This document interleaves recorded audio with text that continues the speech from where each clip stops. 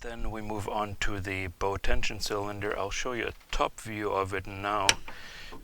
It is mounted here in an awkward place.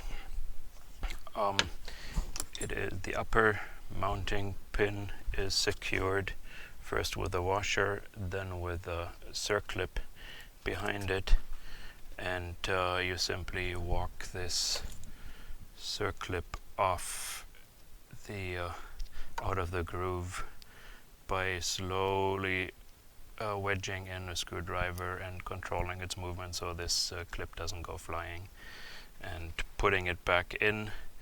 Well, there are a couple ways to do it. Let's imagine we had put this this was already a rebuilt cylinder and we were to fasten the clip again. Several ways to do it. You could put a big dab of grease on this washer, or you can just be ever so careful and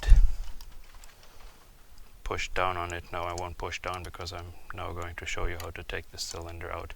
So all we would have to do right now is push down on this clip and it would be seated in the groove. Now let's take it out again. And to take this cylinder out of the frame takes a little more doing. I almost lost this washer here. Here we go. We actually first need to undo the bottom pin. That is kind of hard to get on the camera now.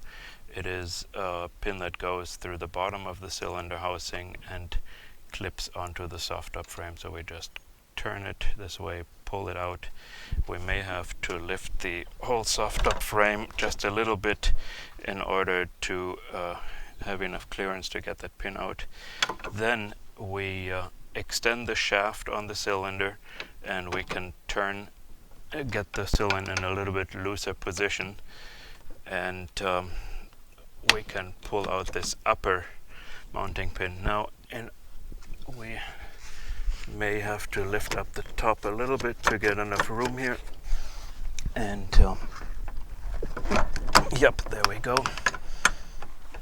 Now I got both ends of the cylinder out. I retract the shaft and move things around here until the cylinder comes out all the way. Note that this switch needs, be sure to have the upper fork of this switch going into the top of the rod end, and of course the lower part of the switch just clips onto the cylinder. You do not have to undo the wiring harness, the harness as it's clipped together here, which is consists of the wires from the switch and the hoses. Note that the hoses are looped here. In particular, hose 94 goes up and then down again.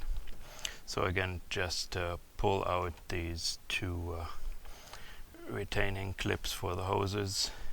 Imagine you have removed the switch already, and put the nice new cylinder in here, meaning put the switch assembly on the new cylinder, push the hoses back in, fasten the clips, and everything goes back in the way it came out.